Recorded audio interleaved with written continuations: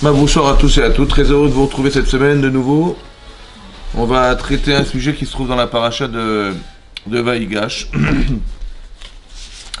On va essayer de réfléchir ensemble à la capacité qu'on doit avoir dans la vie, de résistance et de pouvoir contrôler sa personne, le contrôle de soi.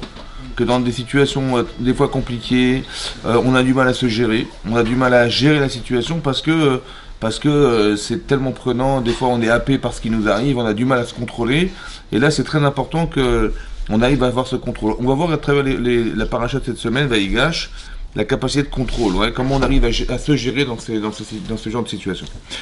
Alors l'exemple qui est marqué dans la paracha qui est d'évidence, c'est, on en avait déjà parlé, c'est la situation de Yosef. Yosef, il vit un drame alors qu'il aurait dû se marier. Kol Sasson. Vekol Simcha, il aurait... non, mais Yosef, en fait, il avait 17 ans et un jeune homme comme ça qui a dû être vendu esclave par ses frères.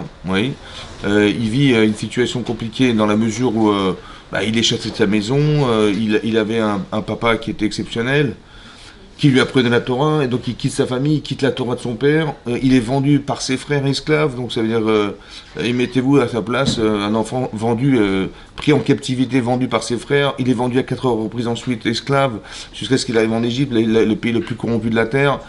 Il doit garder sa tzidkout, de rester un tzaddik malgré tout, c'est très très difficile, quoi. Maintenant, il y a un drame psychologique évident, il y a une descente aux enfers qui est effroyable, et d'un autre côté, il doit rester lucide, c'est-à-dire pas lâcher la Torah, pas se révolter contre Hachem, c'est très difficile ça, de contrôler ça. Et donc là, on doit avoir une capacité de résistance, c'est-à-dire que il faut qu'on ait des valeurs fortes, et qu'on ait compris la Torah, et qu'on ait compris Hachem pour comprendre ce genre de situation. Des gens qui ne sont pas dans la Torah, ils perdent leurs moyens. Mais si on sait que tout ce qui nous arrive est réfléchi par Akadosh Baruch Hu, c'est-à-dire que croire en Dieu, c'est de croire que tout ce qui nous arrive a été réfléchi, tout ce que vous n'avez pas choisi a été réfléchi par Hachem, tout ce que vous subissez dans la vie, tout ce que vous avez... Donc Hachem, il nous guide en fait quelque part, mais c'est subtil, c'est-à-dire on a expliqué soit je comprends ce qui m'arrive, ou soit, même si je ne comprends pas, ça a forcément une incidence chez moi. Et ce que je ne comprends pas, c'est parce que j'en ai pas forcément la connaissance, et donc c'est inconscient, ou bien c'est des fois conscient. Je sais à quoi ça vient répondre.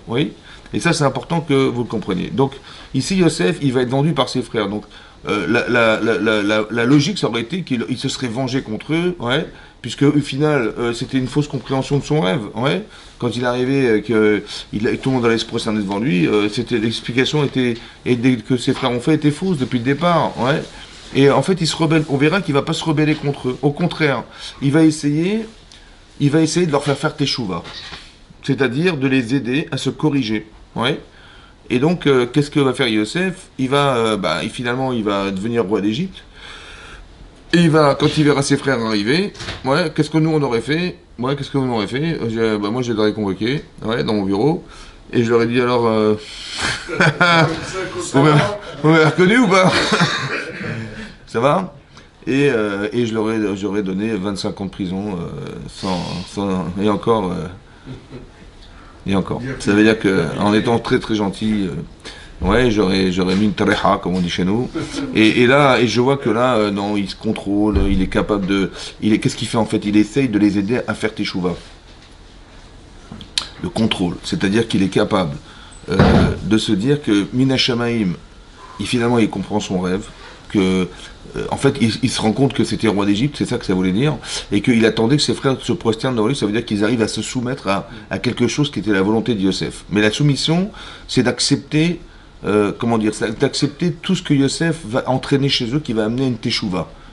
Alors, dans le cadre de la paracha, il faut bien comprendre que c'est très très important la teshuva, dans le cadre de la paracha, parce que vous comprenez bien que tout le peuple juif se trouve dans ces 12 hommes.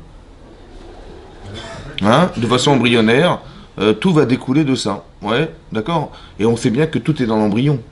Donc si il y a un virus dans l'embryon qui est la haine et la jalousie, c'est-à-dire la capacité à vivre ensemble, Vous pensez bien que ça va décupler après l'arbre qui va pousser de cette plante, qui va être le peuple juif, va être complètement dénaturé, ouais. Ou bien ça va être fracturé, on ne pourra pas vivre ensemble. Et c'est ça qu'on voudrait surtout pas que ce soit. Et donc qu'est-ce que va faire Yosef? Il va faire teshuva, c'est-à-dire éliminer chez eux, ou du moins leur faire reconnaître que la haine n'a pas de place chez nous. La jalousie non plus. Ça va?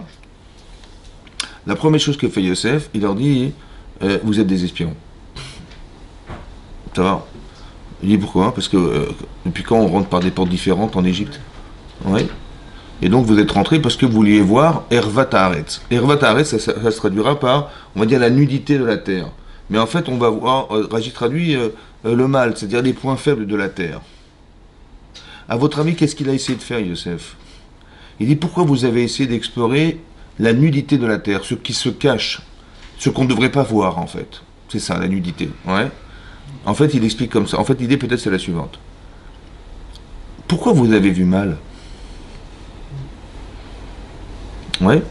Je sais pas, la logique, ça serait que, je sais pas, vous avez un frère comme Yosef, exceptionnel, il a des qualités exceptionnelles. Son père, il le démontre parce que il lui offre un cadeau qui est une tunique, une tunique. En fait, les commentaires expliquent que Yosef, il était reconnu comme l'aîné de la famille. C'était lui en fait l'aîné de la famille. Et donc il veut accentuer ça en montrant à ses frères que c'est lui. Ce qu'il faut. Il est très intelligent, il est brillant, il représente la famille. C'est lui que je sens. Il me semble que c'est lui qui représentera la famille. Donc Yaakov, il lui offre un cadeau. Ouais, il lui offre une kétonnette passim, un vêtement. Maintenant, il y a deux façons de voir. Soit je dis, on a une famille fantastique et on a un frère exceptionnel. Ça va? Ou alors le contraire. Comment papa il fait ça? Pourquoi il lui offre lui et pas nous? Pourquoi il a un rapport privilégié avec lui et pas nous? Il a dit, mais pourquoi vous avez vu mal en fait? Oui? Alors, vous êtes des méraglim, des explorateurs, c'est-à-dire que pourquoi quand tu vois les choses, tu vois pas le bon côté? Pourquoi tu es sur un terrain de haine, de jalousie, et pas sur un terrain de fierté, quoi. Ouais. Il y a toujours deux façons de voir. Comme des gens qui font de la médisance, de la shonara, je dis, mais pourquoi, mais j'ai compris, d'accord, il a ce problème, elle a ce problème, mais elle fait des choses bien quand même, il fait aussi des choses bien. Pourquoi tu vois plus du côté mal que du côté bien? N'est-ce pas que tu es mal? C'est pour ça que tu vois mal, hein? C'est ça, hein? Parce que tu es fragile, ou parce que tu as envie de démontrer que tu es au-dessus de ça, ou parce que tu veux te vanter de ne pas être ce que tu vois autour de toi. Donc, ta seule façon de fonctionner, c'est de dire le mal. Ouais, mais de voir le mal, c'est un malaise qui est intérieur, qui en fait se traduit chez nous comme le désir de dire, tu vois, on n'est pas comme ça. Ouais, ou bien, pourquoi papa il a un rapport privilégié avec cet enfant et nous non. Ouais, on en est victime. Voilà. Mais pourquoi tu le regardes comme ça? Et pourquoi tu vas finalement vouloir te débarrasser de ce qui te dérange, en jugeant et prétextant que voilà, tu as interprété le rêve comme ça? Vous avez compris ce que je veux dire? Il faut qu'on comprenne qu'il est en train de leur faire prendre conscience inconsciemment, évidemment, parce que le sujet n'a rien à voir. Il parle de l'explorateur. Bon, d'espion, ça n'a rien à voir. Mais en fait, ce qu'il est en train de dire a une connotation psychologique interne qui va forcément avoir une incidence sur le comportement de demain. C'est ça. Et c'est un grand psychanalyste, Yosef. Donc il va dire des choses. Comme je vous avais dit, la fois dernière, j'ai dit, quand ils vont repartir, il va leur parler très dur déjà. Ouais. D'Iber Cachot. D'un autre côté, Rachid dit qu'il a eu pitié, mais il leur parle dur. Et c'est pas paradoxal. Parce que d'un côté, il faut qu'il arrive à contrôler. J'ai pitié d'eux, vous avez compris? C'est comme des parents qui vont, comment vous dire, qui vont s'énerver contre leurs enfants, mais il faut que l'enfant, il ne soit pas victime de cet énervement en pensant que son père il le déteste. Il faut l'enfant comprenne qu'il l'a fait pour son bien. Et ça c'est compliqué parce que c'est un mélange de sentiments qui sont paradoxaux. D'un côté c'est mon père, d'un côté c'est ma mère, d'un côté elle me parle durement. Ouais, si je fais une tête dure, alors il va croire que je suis contre lui. Mais si je souris en lui parlant durement, ouais, c'est comme quelqu'un, hein, vous lui mettez une grosse baffe dans le dos de toute votre force. Ça va? Bon, vous prenez toutes vos forces, dans le dos comme ça, très fort, ouais. Et vous lui souriez, alors comment vas-tu, ça va? Il fait, ouais, ça va, et toi, ça va, ouais. Bon, il va pas s'énerver, mais si vous lui faites la tête, il va vous mettre un coup de poing. Vous avez compris? Ça veut dire qu'il faut qu'on puisse comprendre que le geste, en fait, qui peut être brutal, en fait, n'est pas animé de haine ou de jalousie ou de je sais pas quoi, de vengeance, mais dans l'intérêt. Il y a comme si qu'il y avait la forme et le fond qu'il fallait mêler entre les deux.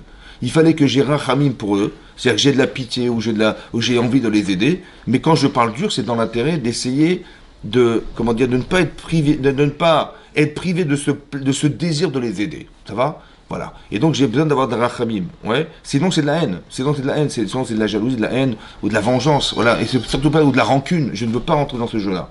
Et donc je vais faire en sorte que c'est par pitié que je vais m'adresser à eux comme ça. Dans l'intérêt que j'ai de les amener à penser qu'il faille faire teshuva. Voilà ce que je veux faire. Et donc je propose ça. Après qu'est-ce qu'il va faire? Et donc il leur parle dur. Et quand il leur parle dur, ils vont souffrir. Et cette souffrance va entraîner chez eux le fait de se rappeler de la souffrance qu'ils ont en fait vivre à leurs frères. Le fait d'avoir souffert permet de comprendre on souffre parce qu'on a fait souffrir.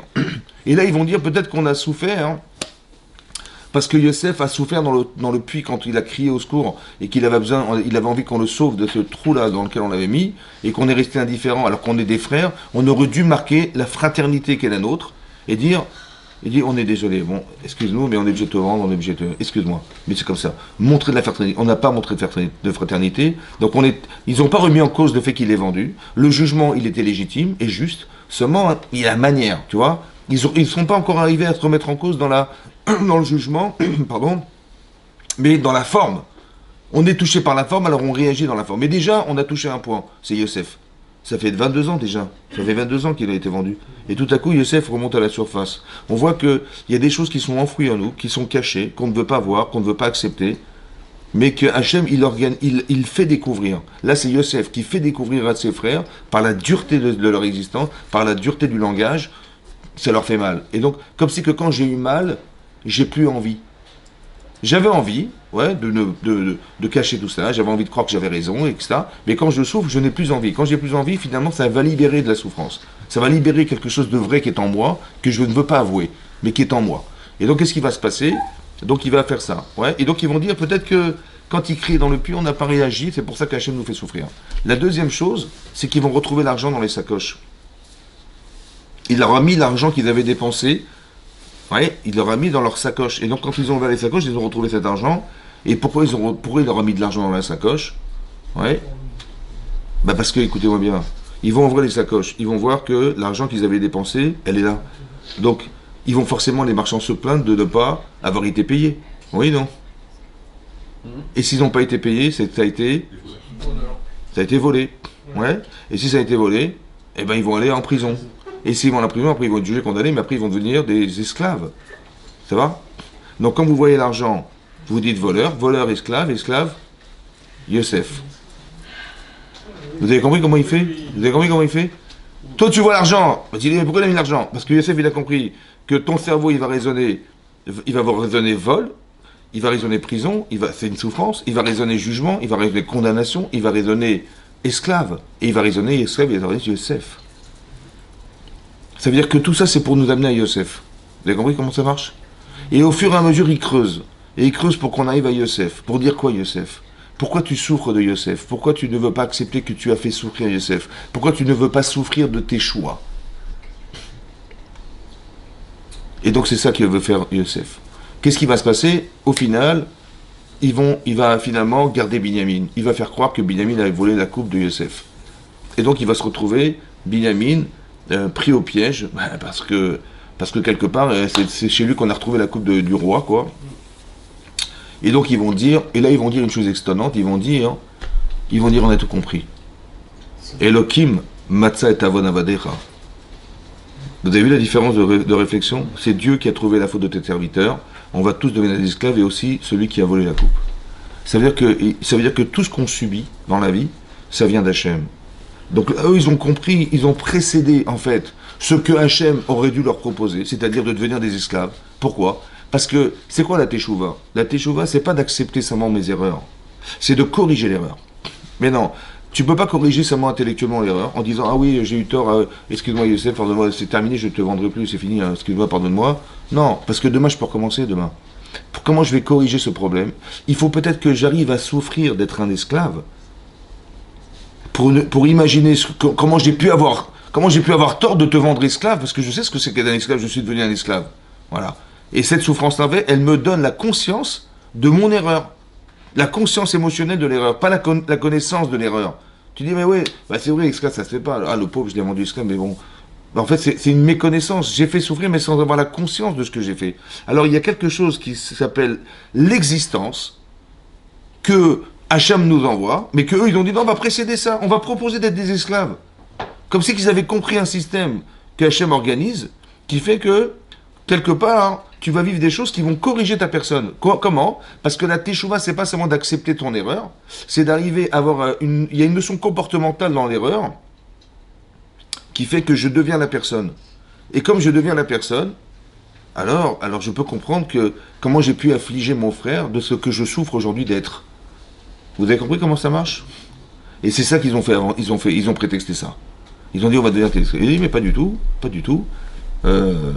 Binyamin c'est le voleur, vous pouvez rentrer chez vous, Béchalom. Et là il a dit, Yehuda il a quel shalom? Mais comment tu veux que je rentre chez moi, Béchalom? En paix avec moi-même? Mais je suis pas en paix avec moi-même. Si tu gardes Binyamin, je peux pas. Je me suis porté garant vis-à-vis de mon père. Ouais.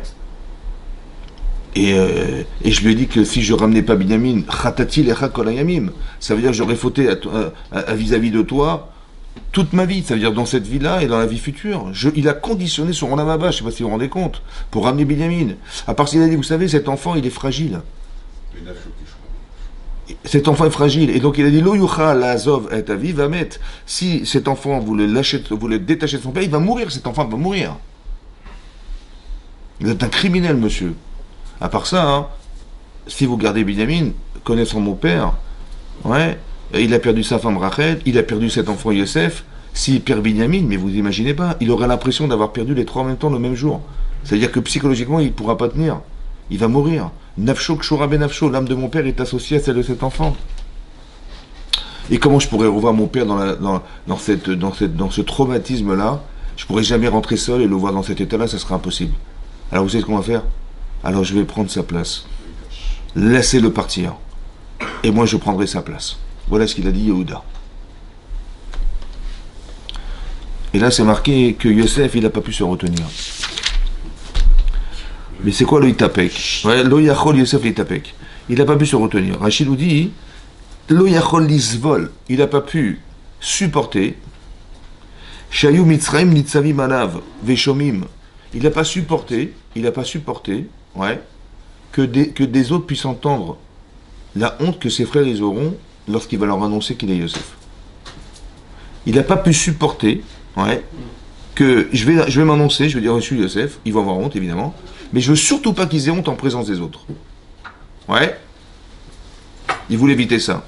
Et donc il leur a dit, sortez d'ici, je veux plus vous voir, je veux rester avec ces gens-là. Donc il leur a pas dit, avant même qu'ils s'annoncent Yosef, il voulait surtout pas qu'ils aient honte. Il a dit, Ani Yosef. Il a dit deux mots, Ani Yosef. Et là, ils ont vu, waouh. Ils ont compris qu'ils se sont prosternés devant lui. Et là, ils ont compris le rêve. Et deux, ils ont cru que c'était, en fait, ils ont cru que c'était quand il avait fait ses rêves, ils avaient interprété en disant, mais il va vouloir prendre la place de Yehuda, roi d'Israël. Voilà ce qu'ils ont. Et là, ils se sont rendus compte que c'était roi d'Égypte. Oh la gaffe. Hein? La honte, la chouma, quoi. Ouais. Et là-bas, c'est marqué, ils ont eu tellement honte, ils ont eu honte. Et ils se sont dit, mais tu te rends compte, excuse-moi, Yosef, pardonne-moi, parce que là, c'est effroyable. Ils ont imaginé comment son père, il a dû souffrir de ce deuil qu'il a porté pour rien, tout ce qu'il a pu endurer, Yosef, à cause d'eux. Il a dû quitter sa famille, quitter son père, vivre en Israël. Ils ont imaginé, mais comment on peut imaginer que cet enfant-là, il va rester dans la Torah? C'est impossible. Quelle capacité de résistance il devait avoir Yosef, hein, pour malgré toutes les souffrances qu'il a eues psychologiques et tout ce qu'il a pu. Il était tout en haut, il arrivait d'être là-haut, il est tout en bas, lui. Il devient un esclave en prison. L'extrême limite inférieure, vous avez compris? Mais quelle capacité de résistance tu peux avoir? Quelle maîtrise de toi tu peux avoir? Quelle connaissance d'Hachem tu peux avoir pour arriver à te contrôler à ce point-là, hein, le contrôle de soi? C'est énorme. Et là, hein, il va dire, et il y a marqué là-bas, c'est marqué Lo yuchlu lanototo kinivhalu mipanav. Ils n'ont pas pu répondre. Vous savez pourquoi? Ils étaient estomaqués devant lui. Et là, j'ai pas compris. Évidemment, quelqu'un, il a dit deux mots, il dit Ani Yosef. Ah ouais, Davichai. Voilà ce qu'il a dit. Il dit comme ça. Ouais. Mais évidemment qu'ils étaient bouche bée devant lui, ils avaient le cerveau noué, ils avaient honte, évidemment, c'est normal, oui, normal. Pourquoi la Torah a besoin de nous dire? Mais ils n'ont pas pu répondre. Bah, évidemment, qu'est-ce qu'ils disent? Pourquoi la Torah a besoin de me préciser? Ils n'ont pas pu répondre. C'était en état de sidération. Mais pourquoi la Torah a besoin de nous dire ça? Il fallait dire, Nivalo pas là. Et j'ai très bien compris, on n'est pas idiots. Hein. Ils étaient comme ça, à bouche bée devant lui. Hein? Ça veut dire quoi, ils n'ont pas pu répondre? Et là-bas, c'est marqué dans le Midrash, ouais. Rabbi Shimon bar Eliezer, il a dit, oh, il a nous miyom adin. Ouais. Malheur à nous le jour du jugement. Malheur à nous le jour du reproche, de la réprimande.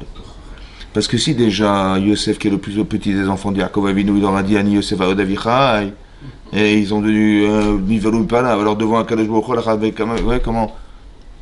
Et là-bas, on pose la question évidemment que, là-bas, il y a deux questions posées, c'est, il a dit Oïd lanou miyamadin, il a dit malheur à nous le jour du jugement, quand on se retrouvera devant Hachem. Et malheur à nous le jour du reproche. Mais non, tu fais reproche aux gens, et après tu les juges. Et là, c'est marqué l'inverse. D'accord? À part ça, hein, il est où le reproche? Il a dit, je suis Yosef, mon père est vivant. Mon père est vivant.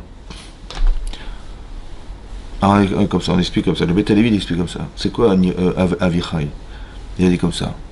Il dit, j'ai pas compris. J'ai gardé Binyamin. Bon, qu'est-ce que tu m'as dit, toi, Yehuda? Tu m'as dit, mais tu te rends compte de ce que tu fais, quoi? Je sais pas. Ben, si tu gardes cet enfant, tu vas le tuer, cet enfant. Il est attaché à son père, et si tu le détaches de son père, il va mourir. Il ne pourra pas supporter. Et deuxièmement, mon père, il va mourir. Comment ça, il va mourir? Ben oui, parce que cet enfant, c'est le dernier enfant de la femme qu'il aimait, qui était Rachel, qui est décédé.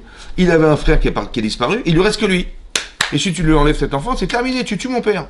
Il dit, t'es sûr ou pas? Mais bien sûr. Mais qu'est-ce que tu penses? Mais je juge que tu es un criminel. Je juge que tu es criminel. Tu t'es sûr? Mais bien sûr, c'est criminel. J'ai dit, j'ai pas compris. C'est moi, Yosef. Mon père est vivant? Mais j'ai pas compris. Là, tu es prêt à défendre ton frère. Jusqu'à perdre ton âme. Mais quand tu m'as vendu, tu te rappelles quand tu m'as vendu? Ton père, il pleurait, il était en deuil, il pleurait. Tes frères, ils t'ont dit, mais qu'est-ce qu'on a été faire de le vendre? Et toi, tu restes indifférent. Mais comment ça se fait que tu restes indifférent? Comment ça se fait que tu t'es pas vendu? Tu t'es pas acharné pour me ramener? Comme tu t'acharnes pour donner ta vie pour ton frère? Comment ça se fait que tu es soucieux de retourner chez ton père en pensant comment je vais le retrouver dans cet état-là? Et tu n'as pas été soucieux pour moi, n'est-ce pas qu'il y a une différence entre Binyamin et moi? N'est-ce pas que quand j'étais conservé Binyamin, qui était le frère de mon frère, qui était le fils de Yaakov et le fils de Léa, de Rachel, tu n'as pas réagi de la même manière que quand tu arrives lorsque tu m'as vendu? N'est-ce pas que tu reconnais qu'il y a une différence fondamentale entre nous deux et que c'est ça qui justifie le fait de la vente, n'est-ce pas? C'est ça la différence. Vous avez compris? Il a fait un reproche en fait. Mais qu'est-ce qu'il a fait, Yosef? Il n'a pas reproché à son frère et après il l'a jugé. Il a dit, qu'est-ce que tu penses de cette situation? Il a dit, ça c'est condamnable. Maintenant que tu as jugé, alors je peux te faire accepter le reproche. C'est comme ça qu'Akadosh Baruch Hu va faire. Il va dire, qu'est-ce que vous pensez de cette situation-là? Il va dire, ça, c'est grave. Il dit, ah bon, c'est grave, mais regarde ce que tu as fait. Il va pas nous dire, vous avez compris, c'est honteux ce que vous avez fait, parce qu'on va pouvoir se défendre. Non, tu n'as pas besoin de te défendre. On va te faire juger une situation X. Et si tu penses qu'elle est criminelle, ou elle est grave, ou elle est assoura, ou interdite, eh ben on va te dire, regarde le film, regarde, tu te revois là, c'est ça. Hachem, il n'a pas besoin, en fait, il nous fait juger une situation qui nous condamne, en fait. Vous avez compris comment on fait? C'est ça qu'il a compris, c'est ça qu'a fait, comment il s'appelle, Yosef. Mais ce qui est très intéressant, c'est ce qui est marqué là. Ils n'ont pas pu répondre. Ça veut dire quoi cette histoire de ils n'ont pas pu répondre? Alors de là, j'ai appris un yesod, un secret. Et s'ils avaient pu répondre? Ouais, comme des fois, on fait souvent des reproches à des gens. C'est vrai, hein? Et le juif, il me dit, attendez, écoutez, de quoi je me mêle? Ouais. D'abord occupez-vous des oignons et après on discute. Ou alors il dit, bon, tu veux me faire des reproches? Attends, j'en ai des reproches à te dire. Avant de commencer à faire des reproches, je vais t'expliquer comment d'abord tu es, etc. Quand tu seras arrangé, tu viendras me voir. Mais bon, il a répondu, ça va, etc., etc. Ou alors t'as rien compris, pas du tout, c'est pas du tout ça. Ça s'est pas passé comme ça. Écoute, ne te mêle pas, c'était pas du tout ça. Donc il m'a répondu. Voilà, il m'a répondu. Qu'est-ce qui reste entre le moment où je lui ai fait le reproche et il m'a répondu? Qu'est-ce qui reste? Il a changé? Non. Il a simplement eu honte. Et cette honte, en vérité, elle est interdite. Je n'ai pas le droit de faire un reproche qui va entraîner la honte, la mauvaise. La fausse, la mauvaise honte. La honte, c'est laquelle? Celle que... C'est pas la honte de soi, c'est la honte de ce que tu m'as fait croire. Vous avez compris? Quand tu m'as dit... Tu m'as fait le reproche, en fait, ouais. Un, tu m'as pas donné de solution. Et deux, tu m'as rappelé, en vérité, qui je suis. Ouais, et j'ai pas besoin de le faire. Mais je le sais déjà qui je suis. J'ai pas besoin de me rappeler que j'ai été nul et j'étais machin, ou comment j'ai pu faire ça, ou comment j'ai pensé comme ça, comment j'ai pu dire ça. Mais je l'ai dit. Je veux dire, ça m'a pas aidé à être meilleur. Tu dis, mais je te dis la vérité, voilà, je te dis la vérité, voilà comment tu te comportes, ça se fait pas. Merci de m'avoir dit la vérité, j'ai pas besoin de cette vérité, je la connais cette vérité. Donc tu m'as fait honte pour rien. Il y a marqué dans la Torah, il faut pas qu'on puisse répondre à un reproche. Vous avez compris ce qu'il m'a dit? Lo yachlou la nototo qui n'évalue mi panav. Si tu réponds, c'est que tu as fait une avéra. S'il te répond, c'est que tu as fait une avéra. Il te répond en te disant, mais de quoi je me mets là? Tu as fait une avéra. Laquelle? Tu l'as fait honte pour rien. Il faut faire, c'est pour ça que c'est de faire très attention que quand on fait un reproche à quelqu'un, ce qu'on ne doit pas faire en général, je préfère qu'on éduque les gens, ok, on leur apprend à être bien, et ils vont avoir honte d'être mal, que de leur répéter ce qu'on ne peut pas faire ou ce qu'il ne faut pas faire. Vous avez compris? Il ne faut pas que tu fasses un reproche à quelqu'un en sachant qu'il va te répondre. Il va t'envoyer balader. Mais moi je m'en fous, c'est marqué dans la Torah, il faut faire reproche à ton prochain. Ben, je dis voilà, j'ai fait reproche, je lui dis en pleine figure ce que je pense. Au moins j'ai pas fait d'avéra, moi je suis tranquille. C'est pas ça que la Torah t'a demandé. La Torah ne t'a pas demandé de dire la vérité aux gens. Elle t'a demandé de les amener à la vérité. Ah, c'est pas pareil. Et pour ça, il faut pas qu'ils puissent te répondre. Il faut que, comme a fait Yosef, il dit qu'est-ce que tu penses de la situation? Là, il l'a fait comme ça. Ouais. Il y a d'autres façons de faire. Mais lui, il a trouvé cette façon qui est de dire écoute, qu'est-ce que tu penses de cette situation? Comment tu juges cette situation? Il dit c'est criminel. C'est très grave ce que tu as fait là. Tu veux tuer mon père ou quoi? Tu veux tuer mon frère ou quoi? Je n'ai pas compris donc. Mais quand tu m'as vendu, moi, alors. Comment tu as pu ne pas imaginer que tu allais tuer mon père? J'ai pas compris. Vous avez compris l'inconscient, comment c'est puissant? C'est-à-dire que l'inconscient est capable d'éliminer tout sentiment émotionnel, qu'il soit parental, fraternel, tout ça, ça disparaît dès l'instant où il y a de la haine, de la jalousie. Mais qui est inconsciente, hein. Vous avez vu? Vous avez vu? C'est ça qu'il veut essayer de faire. Il veut essayer de changer ça, Yosef. Il veut changer ça. Il veut faire teshuva. C'est-à-dire d'éliminer ce qui nous sépare. Il y a cette façon de faire, ou il y a une autre façon de faire, c'est faire par le respect. Le respect. Le respect. Comment ça marche le respect? Vous avez vu que qu'est-ce qu'il a fait là? Vous savez ce qu'il a fait? Il a dit sortez tout le monde, il peut vous voir. Il ne veut voir personne dans la salle, avant qu'il s'annonce. Là-bas, c'est marqué dans le Midrash Rabbah que lorsqu'il a demandé à tout le monde de sortir, alors avant même qu'il ait annoncé qu'il était Yosef, hein, il se retrouve seul à seul. Et donc là, c'était l'occasion pour eux de le tuer. Parce qu'il a mis Shimon en prison, il veut garder Binyamin, il avait l'occasion, il est tout seul, il aurait tué Yosef. C'était fini. Il aurait pris Binyamin, il serait reparti, il aurait pris Yosef de prison, il est sorti, il serait reparti.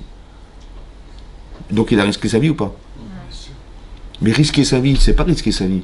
C'est risquer tout le projet qui était divin derrière. Je sais pas si vous vous rendez compte. Le projet divin. C'est-à-dire qu'il n'a pas raconté il a pas dit à son père qu'il était vivant, parce qu'il voulait réaliser ce rêve. Il devait être un vecteur essentiel de la volonté d'Hachem, laquelle?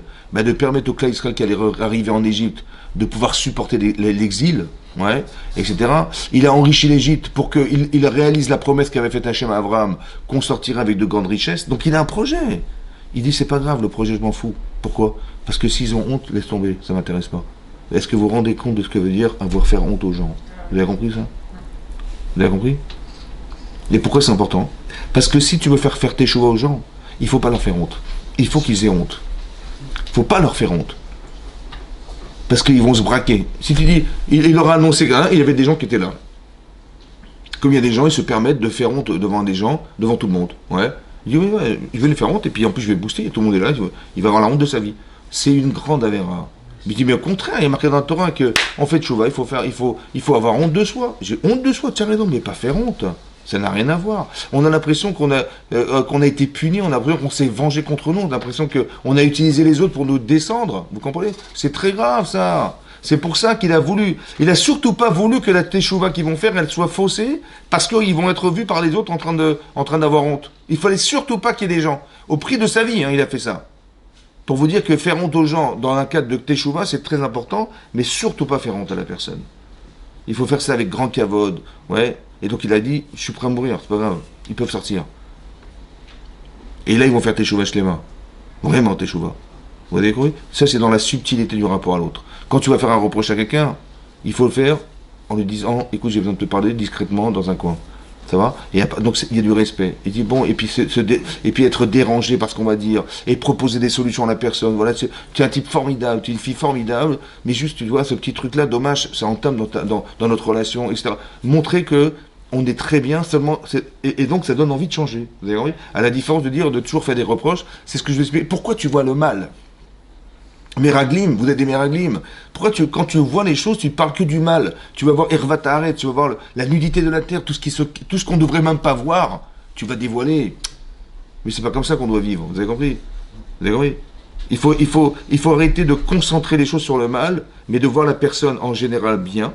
Et il y a ce petit point mal. Vous avez compris? C'est ça qu'on voudrait nous apprendre. Mais ça s'éduque, ça. Il faudrait qu'on soit éduqué à voir le bien. Il faudrait qu'on soit éduqué à faire des louanges, à dire du bien des autres. Ouais. Évidemment que, vous avez compris? Voilà. Et donc ce rapport-là, ça déjà, il y a un contrôle. Il faut se contrôler. Et le contrôle vous permet d'arriver à ça. Oui. Plus tard dans la paracha, hein, donc quand il va finalement annoncer, comment il s'appelle, Yosef qu'il est vivant, il va demander à ses frères, il faut absolument vous repartir en Israël, en Eretz Canaan, et vous ramener votre père. Ouais, je veux absolument que votre père il revienne ici, parce que c'est la famine dans le monde. Ça devait durer 7 ans. On était la deuxième année de famine, donc il y avait encore 5 ans de famine. Il dit, il faut absolument que notre père vienne ici, donc il va l'installer à Goshen, et donc il fallait qu'il arrive. Et là, hein, qu'est-ce qui va se passer? Encore une fois, je vous parle du contrôle de soi. Ouais, c'est marqué la chose suivante. Il y a marqué que quand ils sont arrivés en Égypte, donc Yaakov il a demandé à son fils Yehuda de partir en avant, ouais, une forme de délégation. Il a délégué son fils pour aller trouver un endroit où ils allaient vivre, etc., et ouvrir un centre d'études. Et un centre d'études de là-bas, et on pourrait étudier la Torah. Et donc c'est marqué que et donc quand il a dit de partir, et Yosef, quand il a su que son père arrivait, va Yeso Yosef Merkavto. Il a lui-même préparé son cheval, sa monture.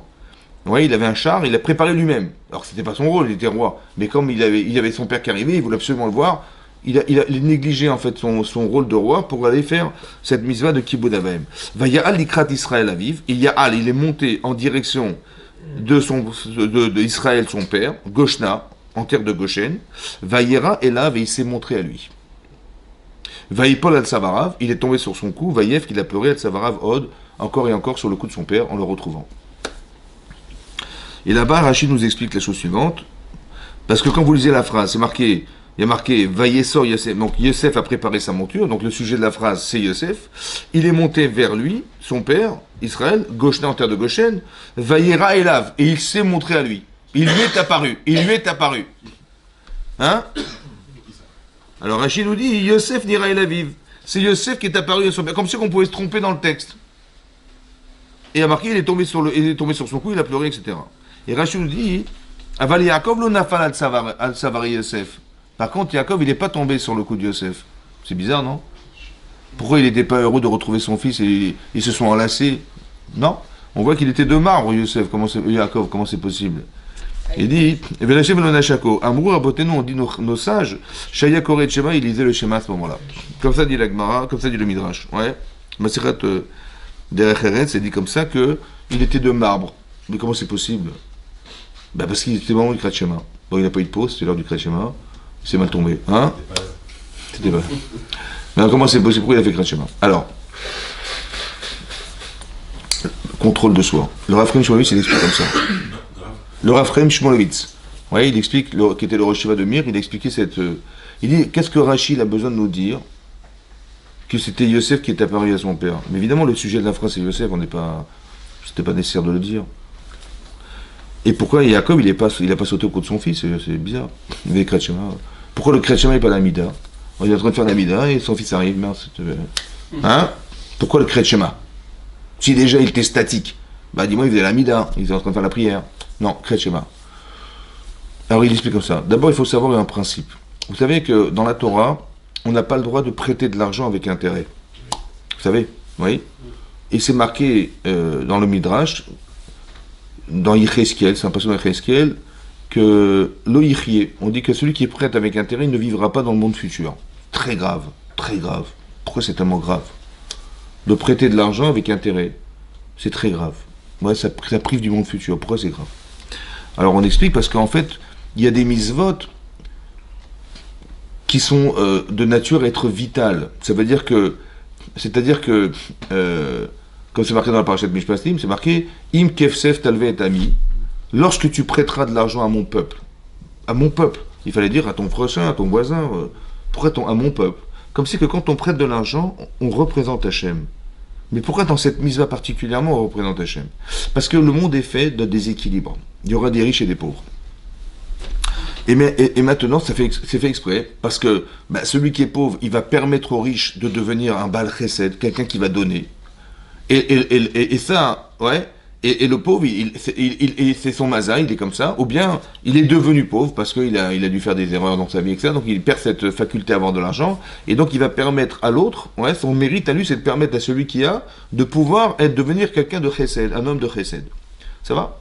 Maintenant, il faut comprendre que c'est tellement vital dans la société, dans l'économie mondiale, qu'il y ait des prêts d'argent, qu'il faut comprendre que quand on prête, il faut savoir qu'on représente Hachem. En fait, c'est Hachem qui aurait dû le faire, ce travail. Pourquoi il ne le fait pas? Il dit parce que si tu peux le faire toi, alors tu auras ce mérite. Mais il faut savoir que quand on prête, on remplace un Kadosh Baruch Hu.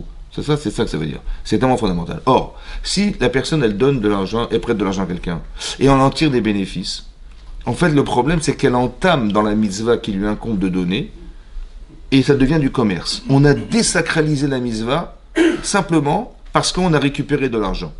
Je t'ai donné 10 000, tu me rends 12 000. Voilà. Je dis, je t'ai prêté 10 000, je t'ai rendu service. Et puis moi, cet argent va dormir chez toi pendant 2-3 ans, au moins je récupère 2 000. Vous avez compris l'intérêt de ne pas perdre. Il dit non, ne se rentre pas là-dedans. Pourquoi? Parce que la mitzvah de prêter de l'argent, elle doit se faire sans intérêt. Et de là, on a pris un principe que quand tu fais une mitzvah, ne tire pas l'intérêt personnel de la mitzvah que tu fais, fais-la sans intérêt personnel. Ça va? Or, ici, qu'est-ce qui se passe? Yosef, il va retrouver son père. Ça va? Qu'est-ce qui incombe à Yosef en tant que fils? Son père, ça fait 22 ans qu'il n'a pas vu son fils. Kibboud Avaim, ça va? Donc ma mitzvah à moi, c'est de me montrer à mon père. Kibboud Avaim, c'est bon? Le problème que j'ai, c'est que quand je vais le voir, je vais tirer profit de retrouver mon père. Moi, ça fait 22 ans que je n'ai pas vu mon père. Ça va? Est-ce que je ne vais pas entamer dans la mitzvah qui m'incombe de me montrer quand je vais le voir?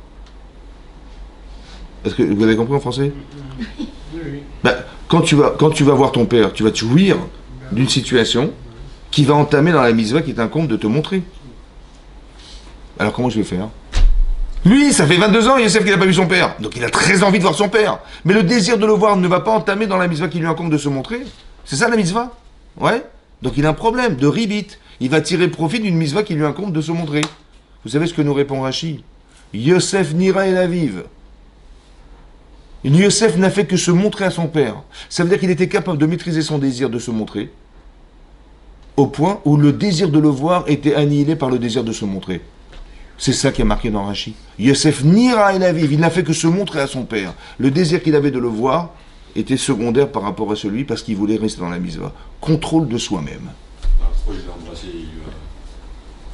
Parce que c'est sa mitzvah. La mitzvah qu'il avait de se montrer. Il l'embrasse pour lui dire: je suis avec toi, je te fais le kavod. Ça c'est Yosef. Maintenant son père, Yaakov, est-ce qu'il a une mitzvah? Est-ce qu'il a une mitzvah de respecter son fils, d'honorer son fils? Non. Par contre, il a une mitzvah d'honorer Hachem. Maintenant, s'il saute dans le cou de son fils, est-ce qu'il ne va pas entamer dans l'amour qu'il a d'Hachem? Alors il a fait Kriyat Shema. Il a dit Ve'afta et Hashem Elokecha bechol levavcha. En vérité, j'ai très envie de retrouver mon enfant, évidemment. Seulement, vous avez compris ce qu'il est en train de voir. Il dit: ce que je vois là est l'opportunité d'arriver à dire bechol levavecha. Psst. Vous avez compris ça? Et c'est pour ça qu'il a fait Kriyat Shema. Quand il a vu son fils arriver, il a dit, en vérité, il aurait voulu sauter au cou de Yitzhak. Il lui dit: mais prends ton fils dans tes bras. Il dit: non, c'est l'opportunité de dire bechol levavecha, de tous tes cœurs. Ton Yitzhak arrive, il dit: mais prends ton fils dans tes bras. Il dit: non, je vais lui montrer à Hachem qu'au-delà de ce que je vois, j'aime Hachem. Au-delà de ce que je vois, j'aime Hachem. C'est pour ça qu'il avait Kriyat Shema. C'est pas la mida. Vous avez compris? Il a été capable de maîtriser sa personne et de dire que c'est l'opportunité. C'est-à-dire qu'on doit lire les choses dans la vie comme une opportunité de faire une mitzvah. Laquelle? Voilà, c'est vrai que c'est une question. Comment tu vas faire pour arriver à aimer Hachem de tous tes cœurs? Toi, mais comment tu vas faire ça? C'est quasiment impossible. D'aimer quelqu'un que tu n'as jamais vu de ta vie. Comment tu vas faire pour l'aimer? Il dit: non, c'est ça l'opportunité. Pourquoi je vous dis ça? Et pourquoi Yaakov, il a dû vivre une chose pareille? Pourquoi Yaakov, il a dû subir un truc pareil, de voir son fils 22 ans dehors, etc., et que finalement, il va solutionner ce problème ici. Vous voyez? Le manque de Kibboud Avem qu'il a eu un jour, il va le récupérer là. Comment ça marche? Alors, peut-être l'idée, c'est la suivante. Vous savez qu'on avait déjà parlé de ce sujet, que pourquoi Akadosh Baruch Hu, il a fait en sorte que Yosef disparaît de l'entourage de Yaakov Avinu. Ouais, c'est marqué quand il a vu quand il a appris que son fils avait été décédé parce qu'il a retrouvé la tunique pleine de sang, il a dit Tarov Taraf Yosef, déchiqueté, il a été déchiqueté Yosef par une bête féroce, et donc il est mort, et donc il a pleuré son fils, Yamim Rabim, de nombreux jours, Mais Rachid dit pas du tout, c'était pas des nombreux jours, c'était de nombreuses années, ça a duré des années. Mais pour la Torah, pour nous dire des années, on dit Shanim Rabot. On a marqué Yamim Rabim, de nombreux jours, il fallait dire de nombreuses années. Pourquoi c'est marqué de nombreux jours? Oui. Et pourquoi de nombreuses années? Parce que Yaakov, lorsqu'il était chez Lavan, pendant 20 ans, et qu'il est parti 1 an et demi à Sukkot, et il est parti 6 mois à Bethel, ça fait 22 ans, et avant de retrouver ses parents, il s'est passé 22 ans de sa vie. Et là, il n'a pas fait la mitzvah d'honorer ses parents pendant 22 ans, c'est un reproche qu'il lui fait la Torah, c'est pour ça que son fils, il va quitter son père pendant 22 ans. Ouais. Maintenant, on avait posé la question, mais qu'est-ce qu'il a manqué de faire, le pauvre? Il a écouté sa mère. Hein? Il a écouté sa mère. Il a écouté sa mère qui lui a dit, va, parce que ton frère veut te tuer, donc il avait une mitzvah de partir chez son oncle, pour sauver sa vie. Et son père lui a dit, écoute, ta femme, elle se trouve là-bas. Ouais. La fille de Lavan, c'est ta femme, donc va la chercher, elle est là-bas. Donc va à Haran. Donc il a respecté son père et sa mère. Son père, il a respecté parce qu'il a dit, mon père m'a dit que ma femme me trouvait là-bas, donc j'ai été la chercher. Et sa mère lui a dit, sauve-toi, tu vas te faire tuer. Donc il a fait Kibbutz Avim. Maintenant, quand il s'est retrouvé chez Lavan, est-ce qu'il avait l'occasion de revenir chez ses parents, en sachant que s'il revenait chez ses parents, son frère pouvait le tuer?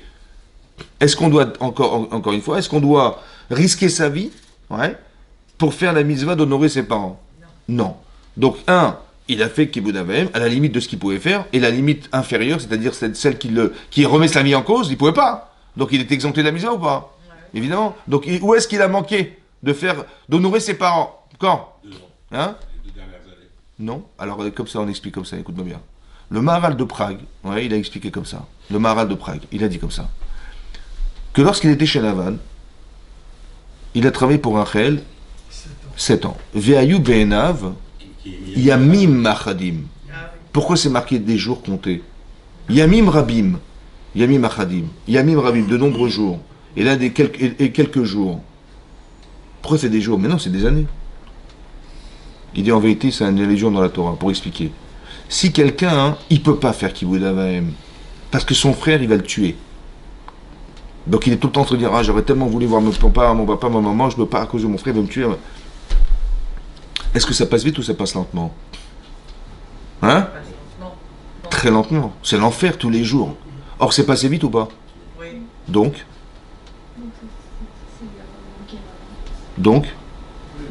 Vous avez dit la dernière fois, il se préparait pour sa femme. Comment il fait? Je me prépare, mais je dois avoir mes parents. c'est pas contradictoire. Tu peux très bien... C'est passé vite par rapport à elle, mais par rapport à ses parents, ça devrait être lent. Alors, comment je fais? Ah, justement, c'est ça le contrôle.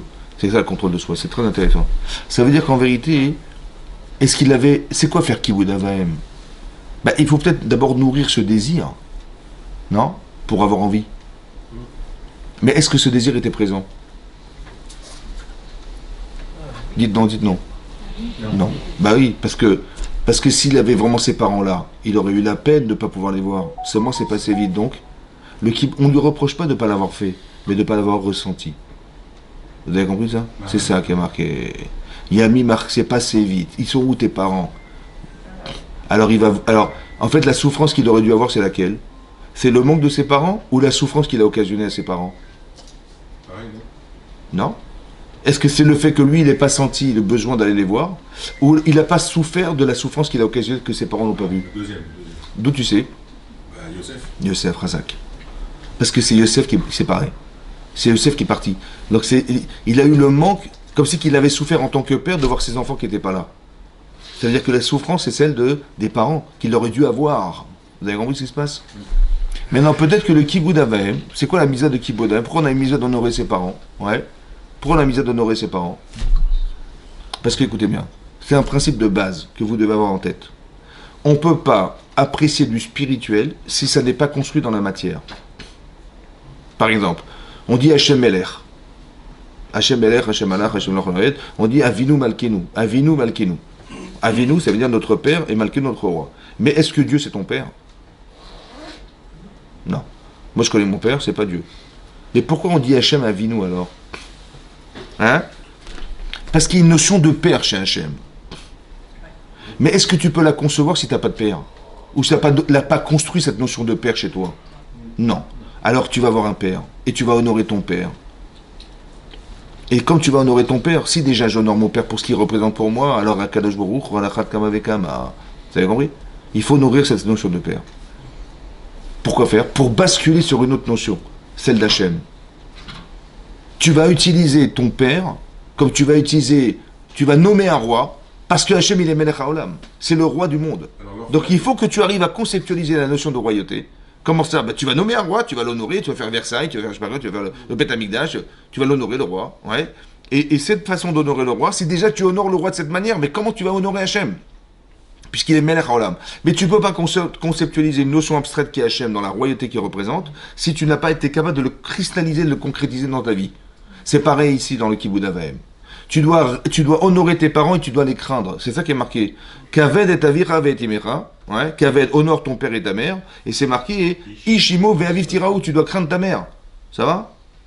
Mais ce kavod, tu le retrouves chez Hachem. Et la crainte, tu la retrouves chez Hachem.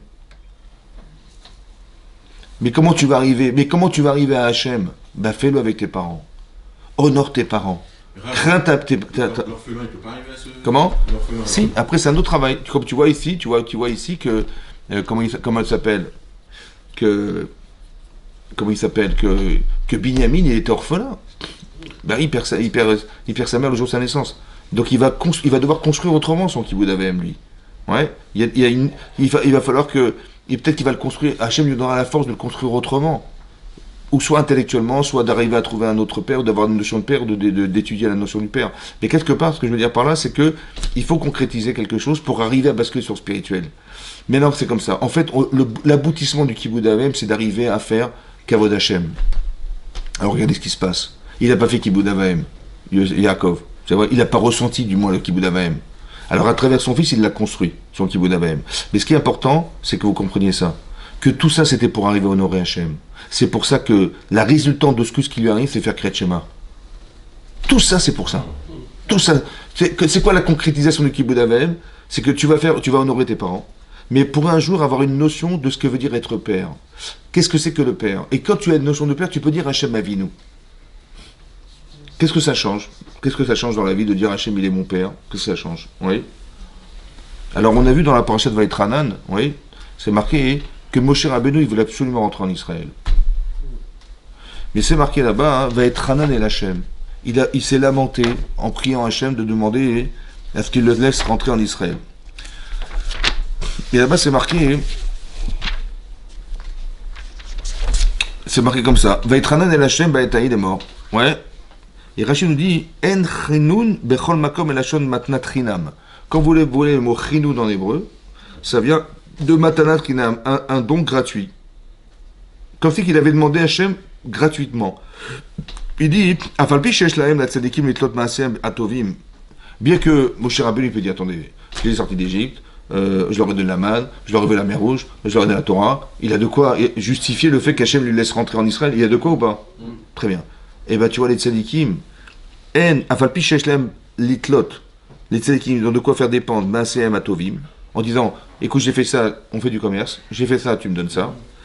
En mevakshim metamakom elat matan trinam. Il ne demande à Dieu que gratos. Portos et Aramis. Que gratos.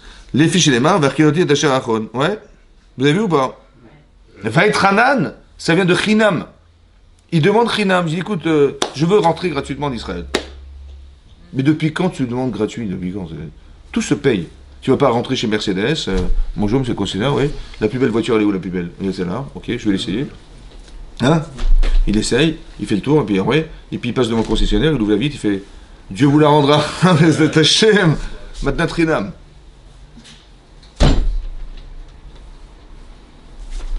À qui tu demandes gratuit? À ses parents, Chazak. Avinu. Si tu n'as pas nourri la notion de père chez Hachem, tu ne peux pas donner gratuit, c'est honteux. Tu n'oses même pas lui demander déjà. Tes voisins, tu as du mal à leur demander 2 fois, alors toi, Dieu. Mais c'est ton père, Hachem. Mais comment tu as fait? Parce que tu as fait Kibbout Avaim, tu as honoré ton père et ta mère, et ben tu dis, mais si déjà mon père, je lui demande gratuitement, alors à fortiori Hachem, c'est mon père, vous avez compris? Ça veut dire qu'à la fois il est Melech, il est roi, que je n'oserais même pas lui demander à quoi que ce soit, et à la fois il est mon père. Vous avez vu comme c'est? Ouais. Ça, il faut nourrir chez nous, ça. Hachem, c'est ton père. Il est Melech, il est le roi du monde. Il n'est pas le roi des États-Unis, hein, il n'est pas le président, il n'est pas le roi de je sais pas quoi. Il est le roi du monde, quoi. Ça veut dire, tu peux te faire accompagner par le roi du monde. Mais comment tu fais? Ben parce qu'il est mon père. Il est à la fois mon père et à la fois il est le roi de l'univers. Tu as tous les privilèges d'avoir le roi avec toi. Tu lui téléphones, je te donne le numéro de téléphone, c'est dans le Patahiliaou. Ouais. Tu peux lui téléphoner, c'est ton père. Mais d'où tu es ton père? Tu es plaisant, Dieu te fait ton père. Mais si, c'est ton père. Ça veut dire que quelque part, il a manqué Kiboudavé et ça l'a empêché peut-être d'avoir ce lien fondamental avec Hachem. Alors il a reconstruit avec son fils. Et il fait Kriyat Shema. Et là, son Kriyat Shema, il a un sens.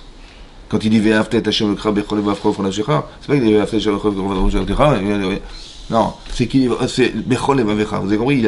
Il fait pas des mots. Vous avez compris? Voilà. C'est vraiment ce qu'il est en train de dire, c'est ce qu'il a inspiré en fait, c'est ce qu'il a construit dans sa vie. C'est ce qu'Hachem il aurait inspiré qu'il soit.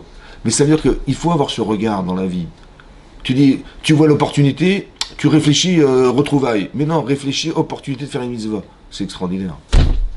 C'est-à-dire qu'on devrait voir le bien dans la situation. Et regardez comment les Avot, ils étaient capables de se contrôler au service d'Hachem. C'est extraordinaire.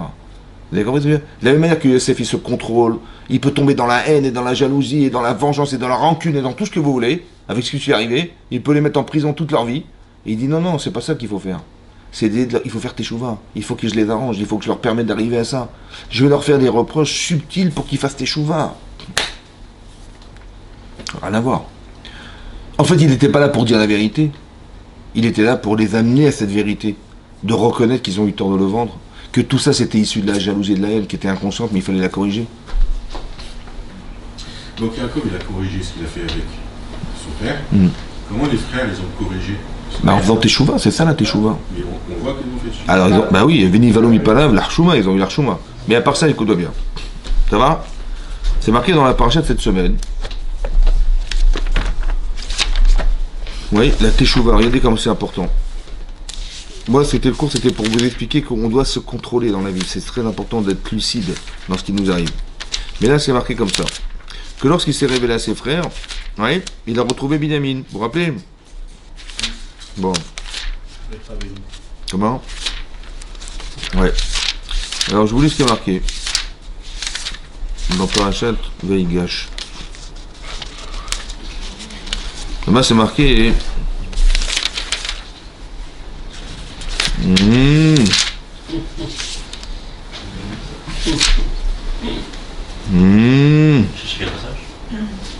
C'est marqué comme ça. C'est ça.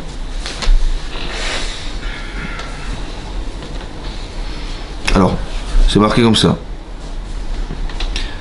Que lorsqu'il a, donc il a annoncé qu'il était Yosef, et donc il y a son frère qui est là, Binyamin.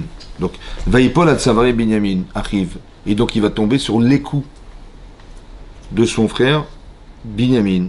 Vaïefk, et il pleure en tombant sur le cou de son frère. Sur l'écou. Ou Binyamin Bachad Savarav. Et Binyamin, et aussi, il tombe sur le cou de son frère et il pleure. Bon, quand vous voyez ça, vous dites, bah, évidemment, ça fait 22 ans qu'ils ne sont pas retrouvés. Comment il s'appelle? Binyamin, il avait 9 ans, 8 ans quand il a quitté son... Il a vu son frère partir. Ouais. Il n'était même pas là le jour de la vente. Et là, il retrouve son frère. C'est énorme ce qui s'est passé là. Donc c'est normal qu'ils se retrouvent languissant l'un pour l'autre. Bon. Mais Rachid nous dit comme ça. C'est l'agma dans Megillah d'Aftet Zayin. L'agma dit Vaïpol ad Savari Binyamin Vaïef. Oui. Rachid dit Al Shne Bigdashot. Ils ont pleuré, il a pleuré, Yosef, sur les 2 temples qui ont été détruits. Shatin Miyot Bechelko Shel Binyamin. Vesofoli Charev. En fait, il a vu, on lui a montré en névoie, en prophétie, la destruction des 2 temples qui étaient sur le territoire de Binyamin. Bizarrement, ils ont eu cette prophétie. Ou Binyamin Bachal Savarav. Et Binyamin tombe sur le coup de Yosef, al Mishkan Shilo. Shatid Liot Bechelko chez Yosef, c'est Sovoli Charev. Pareil. Ouais.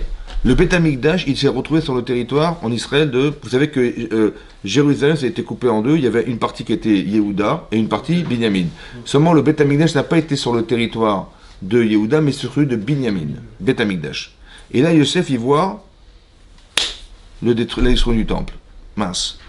Et son frère, il voit la destruction du Mishkan Shilo qui a précédé le Beth Amikdash. Le temple a été créé, mais avant, il y avait le Mishkan Shilo. Avant, il y avait un sanctuaire, on faisait les korbanot avant d'avoir construit le Beth Amikdash. Et ce sanctuaire aussi a disparu, qui était sur le territoire de Yosef. Pourquoi sur le territoire de Yosef et pourquoi sur le territoire de Binyamin? Et pourquoi ils ont vu, qu'est-ce qu'il a vu en voyant se détruire? Pourquoi il a pleuré de quoi? Pourquoi on leur montre la destruction du temple? Ah, écoutez-moi bien. Quand je vous dis que la Teshuvah, c'est pas de la religion, c'est comme ça. En fait, ils ont fait Teshuvah ou pas? Ouais. Bah, ils ont eu très honte. Il y en a qui sont morts de honte. Ouais. Bah, c'était un voyage de rêve. Mais non. Ce qui est très intéressant, hein, c'est ça. C'est que au fond d'eux-mêmes, il était resté quelque chose. Il restait un petit peu de haine. Écoutez-moi bien. Hein. Ils ont fait Teshuvah. Ça a servi à eux, à leurs enfants, à leurs petits-enfants. Ça n'a pas eu d'incidence, on va dire, jusqu'à quand? Jusqu'à la destruction du premier et du deuxième temple. Le premier temple, il est détruit à cause Avodazara. Ils ont fait Avodazara, ils ont fait d'idolâtrie.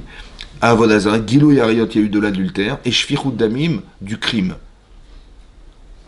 Mais pourquoi on veut tuer les gens? Bah, par jalousie, par rancune, par vengeance.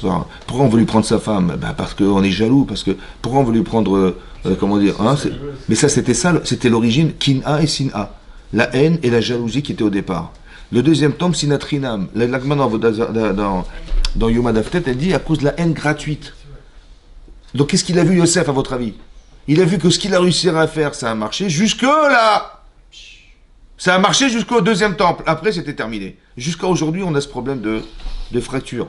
C'est-à-dire, quand je vous expliquais au départ que Yosef, il voulait absolument corriger ce problème, parce que d'origine, l'embryon, c'est ses 12 frères, en fait. Il faut absolument que cet arbre qui va pousser, il soit parfait. Ouais. Et donc, ce virus qui est rentré dans le cas d'Israël, il faut qu'il se barre. Et donc, il a tout fait pour l'enlever. Et il n'a pas pu tout enlever. C'est pour ça qu'il a pleuré de voir la destruction du temple. Ça veut dire que la fracture qui existe entre nous, elle est toujours présente. Mais cette fracture, en fait, elle a une origine. C'est quoi? Ben, l'origine, je pense, ça reste entre nous. Hein. Écoutez bien. L'origine, c'est la relation que Yaakov il a eue avec ses deux femmes. Vous avez vu qu'une fois, hein, c'est marqué qu'il aimait plus Rachel que Léa. Et Hachem, il a vu Kisnoa Léa. Pourquoi il a vu de la haine? Pourquoi cette femme, elle a appelé ses enfants au nom de la souffrance de couple qu'elle avait? Elle a appelé Réhouven parce qu'Hachem, il a vu ma souffrance. Shimon, il a entendu que j'étais haï par mon mari. Et Lévi, où là, il n'y a pas âme. Il avait Elaï. Peut-être maintenant, mon mari va m'accompagner. Il a appelé Lévi. Ouais. Pourquoi? Parce qu'elles étaient 4 femmes. Il y avait 3 enfants possibles chacune. Légitimement, elle attend les 3. Il dit, j'espère que mon mari m'accompagnera. Je lui ai apporté 3 enfants. Ça veut dire qu'elle se sentait secondaire. Elle se sentait pas forcément aimée comme l'autre. Et ce manque d'amour a entraîné que ses enfants, ils se sont sentis secondaires par rapport à Yosef et par rapport à Rachel. Vous avez compris ce qui se passe? Ça veut dire que tout ce qui n'est pas entériné au niveau du couple au départ, ça s'engendre aux enfants. C'est ça le terrain, en vérité. Quand je vous parlais de terrain de haine et de terrain de jalousie, d'où ça vient ce terrain? D'où il vient ce terrain? Il vient de là. Ça veut dire que Hachem, il a essayé de combler ce vide. Comment? En faisant que Rachel va rester stérile, mais Léa, mais Léa, elle va devenir fertile. Pourquoi il a fait ça? Parce que l'amour qui manquait inconscient de Yaakov, il va être comblé par le fait d'être père par cette femme. C'est ça qu'il espérait à Kadosh Baruch Hu. C'est ça qu'il voulait, en fait. Que ce manque d'amour soit comblé par le fait qu'il va accepter d'être père grâce à elle. C'est ça que voulait faire Hachem. Il voulait combler ce vide, en fait. Regardez la relation émotionnelle qui peut rester dans un couple, ou dans une relation qui peut avoir des incidences dramatiques quand elles ne sont pas gérées correctement. Parce qu'on engendre, c'est ça, le manque d'amour, le manque de relationnel. Mais le manque d'amour, c'est de voir du mal là où il n'y en a pas. Puisqu'il y a un manque. Vous avez compris ce que je veux dire? Quand on dit « tu aimeras ton prochain comme toi-même », ça veut dire qu'il n'y a pas d'ombre chez toi, donc il ne doit pas y en avoir dans ta relation aux autres. Et l'ombre, en fait, ça crée un problème. Ça peut créer de la jalousie, ça peut créer du lachonara, ça peut créer plein de choses. Mais c'est l'ombre, c'est ça, la herva, la nudité, de voir ce qui doit se cacher, en fait. Pourquoi tu vois ce qui doit se cacher? Pourquoi tu regardes? Pourquoi tu vois ça? Pourquoi tu cherches à voir le mal chez la personne? C'est ça qu'il a dit. Vous avez compris? Voilà. Et elle s'est sentie mal à l'aise. Elle, Léa. Et ses enfants, ils ont vu papa, il fait des différences. Ils se sont sentis secondaires par rapport à Yosef. Mais d'où ça vient, ça? Ça vient de là-haut. Ça vient de la relation qu'Yaakov il a avec sa femme. Ouais. Il a dit j'aime plus l'une que l'autre. En fait, c'était pas conscient. C'est Hachem qui a vu. C'est pas lui qui a vu, c'est Hachem qui a vu. Hachem, il a vu qu'il y avait de la haine. Mais c'est quoi la haine? C'est le manque d'amour. Ce manque d'amour s'est traduit dans la haine chez Hachem. Ici, bien sûr que ça se voyait pas, mais il y avait quelque part chez les enfants de Yaakov qui étaient des tzadikim mourim. Intérieur d'eux, il y avait quelque chose qui justifiait le fait qu'il devait être moins aimé. Et c'est ça qui a justifié la vente, et c'est ça qui a justifié le fait de se légitimer le fait de l'avoir vendu esclave. Mais c'est très intéressant que vous compreniez que c'est quelque chose qui doit être un travail aujourd'hui personnel. On doit corriger ce problème. Vous avez vu ce qui se passe en ce moment? Ouais. Mais on essaie de faire quoi? À travers des événements catastrophiques, de créer de la solidarité. Vous avez compris?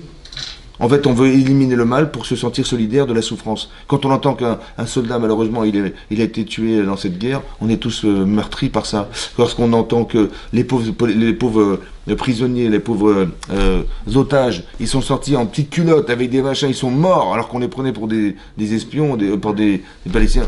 C'est dramatique, vous avez compris. Mais on nous met dans une dramatique pareille pour qu'on soit encore plus affligé par ce qui nous arrive et pour dire il faut qu'on soit solidaire, il faut que ça s'arrête, on tourne vers Hachem, quoi. Il n'y a que lui qui peut nous sauver, vous savez. Même ces erreurs-là, elles nous touchent, même ces petites erreurs, on doit se tourner vers Akadosh Baruch Hu. Hachem, il veut résider parmi nous. Il veut qu'on puisse dire de lui qu'il est notre Père. Voilà. Hachem, c'est seul l'intérêt qu'il a de faire ça. Parce qu'il veut qu'on se retrouve en Eretz Israël, il veut reconstruire Beth Amikdash, il veut être Shochen, Shrinato, que la Shekhinah, elle réside, comme elle a résidé à Hanouka, et bien c'est ça que veut Hachem. C'est ça que, soit on fait Misirut Nefesh, on se donne complètement dans la Torah, soit on arrive à des situations où il faut qu'on soit solidaire. Il faut qu'on soit solidaire. S'il y a même manqué, c'est-à-dire que la Havat Rinam n'est pas une Sinat Rinam. Essayer de voir le bien chez les gens, essayer de reconstruire sa façon de penser, ouais, de moduler tout ça dans le sens du bien, et de ne pas penser mal, d'être des gens bien, pour arriver à voir bien. C'est ça qu'on veut, on attend de nous, vous avez compris? C'est ça le travail qu'essaie de faire Yosef. Il a vu que finalement, ça n'a pas été complètement finalisé, puisque il y a eu le Beth Amikdash, vous avez vu, c'est marqué là, voilà. C'est ça que Hachem lui a montré, écoute, super, mais dommage, voilà, ça n'a pas été au bout. Vous savez? Comme si il restait quelque chose. Il restait des résidus de haine. Il restait quelque part. La preuve, c'est qu'on verra dans la paracha suivante, que quand Yaakov va mourir, ils vont être capables de mentir à leurs frères en disant, parce que Yosef, après la mort de son père, il les invitait plus à table. Et ils ont dit, voilà, mais quand papa était vivant, il nous invitait, là il nous invite plus, peut-être qu'il va se venger contre nous. Et là ils ont été racontés en disant, tu sais, papa nous a dit que il fallait pas que tu nous en veuilles, machin, malgré tout. Il dit, mais je vous en voulais pas du tout. On voit qu'il restait quelque chose. Vous avez compris ce que je veux dire? Ils ont cru qu'il allait se venger, ils ont cru qu'il restait quelque chose. Et c'est ça, ce résidu-là qu'il faut éliminer. Il faut que nous, on soit capables, en couple, avec nos amis, avec nos enfants, avec machin, de toujours avoir un regard qui soit positif. Vous avez compris? D'être toujours, et quand on voit que ce qu'on dit nous sépare, c'est une chose qu'il faut abolir. Vous avez compris? Ça, c'est le jeu du Yetzer Hara, c'est d'essayer de nous séparer les uns des autres. C'est tout le travail qu'il essaye de faire. Que ce soit en couple, que ce soit... Et quand vous voyez qu'il essaie de faire ça, vous dites, voilà, vous ressentez, on vous dit à l'intérieur de vous-même, mais regarde comment il se comporte avec toi, et tu vas t'énerver. En fait, il faut contrôler ça en se disant, ça c'est le jeu du Yetzer. C'est pas ici qu'on est prêt à faire ça, on a fait ça pendant des siècles, il faut que ça s'arrête. Vous avez compris? Et quand on dit, mais regarde comment il se comporte avec toi, et comment il te donne, c'est ce qu'il aurait dû faire Youssef. Contrôle ta personne. Fais ce qu'il y a mieux à faire. Il y a mieux à faire du shalom que de rentrer dans une forme de conflit où tu vas gagner, il n'y a pas de problème, tu vas gagner. Mais on n'est pas là pour gagner. On est là pour ne pas laisser le Yetzer Hara nous séparer. Voilà ce qui se passe. Razak ou Baruch.